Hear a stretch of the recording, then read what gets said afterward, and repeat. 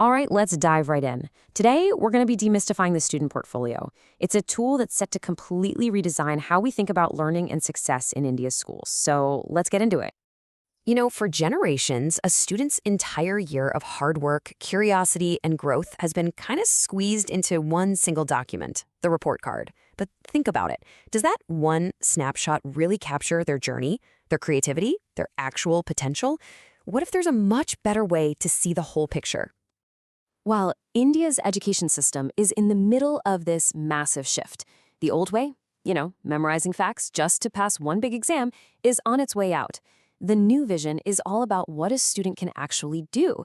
It's about mastering real skills and using that knowledge to tackle real-world problems.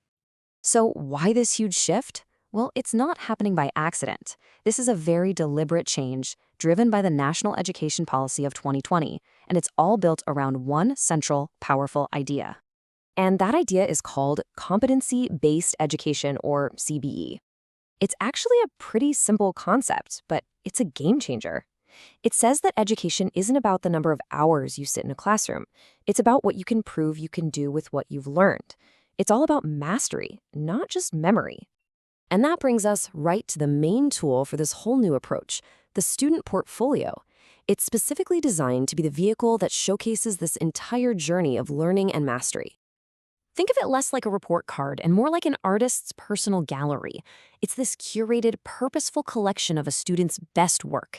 And the pieces are chosen intentionally to tell a story of their effort, their progress, and their unique achievements across a whole year, not just on one single test day. And you can really see the massive contrast here.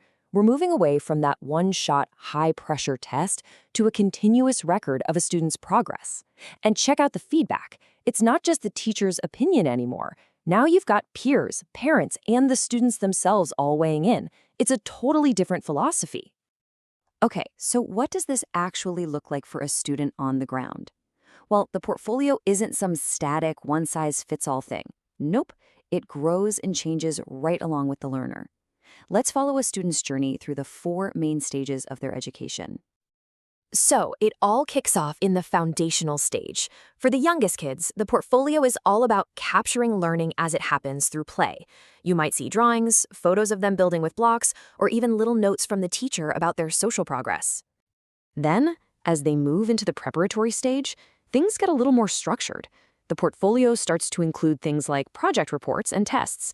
But, and this is crucial, this is also where they start their journey of self-reflection, filling out their very first self-assessment sheets. During the middle stage, the portfolio really becomes a tool for looking ahead. This is where something called ambition cards gets introduced. It's a space for students to write down their own goals, their interests, and the skills they want to work on. It's all about them taking ownership of their education. And finally, in the secondary stage, the portfolio transforms into a bridge to their future. It starts to look almost like a professional document, showcasing that they're ready for life after school. You'll find things like resumes, proof of vocational skills, and their plans for what's next. This table just puts it all together so clearly. You can see the whole arc, from basic coordination and play to understanding big ideas, then exploring what they're passionate about, and finally getting ready for the real world. You can literally see how the portfolio is this living document that grows up with a student. So what actually goes into one of these things? It's definitely not just a random binder of papers. There's a pretty clear blueprint. Let's break down the essential components of what makes a great portfolio. Okay, so building a portfolio is a pretty structured process. It starts with the basics, sure, personal info, academic records, but then it gets to the really good stuff, the artifacts of mastery. These are the students' best projects, the work they're most proud of. And just as important, you've got their own self-assessments, feedback from others, and a record of everything they've achieved outside of class, too. And this right here, this is the absolute key to the whole thing. A portfolio without reflection is, well, it's just a folder. It's the student actively thinking about their own work. What did I learn? What was hard?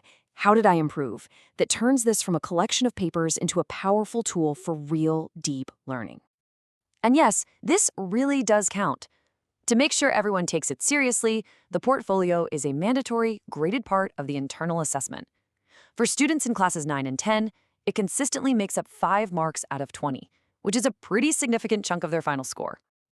So, how is this classic idea getting a 21st century upgrade? Well, not surprisingly, the future of the portfolio is digital. E-portfolios are a total game changer. Using really simple tools like Google Sites, students can create a dynamic living document. They can embed videos of themselves giving a presentation, link to their digital projects, and update their work on the fly. It just creates a much richer, more complete picture of what they can do. And the way these are graded is just as structured. This isn't just about making something look cool. I mean, sure, creativity and organization are important, but notice how reflective statements, the depth of a student's own thoughts, carries the exact same weight. That tells you it's all about substance, not just style. And here's where it gets really powerful. When you think about the scale, this goes way beyond just one student. All the data from these portfolios can be fed into larger systems, like national assessment frameworks.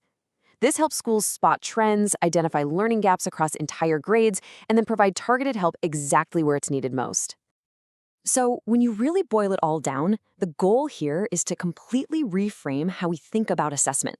We are trying to move away from a single static score and toward a rich, dynamic, living story of a student's own unique learning journey. The whole point of the portfolio is to capture the entire journey, the growth, the creativity, the struggles, and the breakthroughs.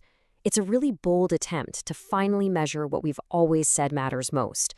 So the big question for all of us, educators, parents, and students, is this the future? Will it work?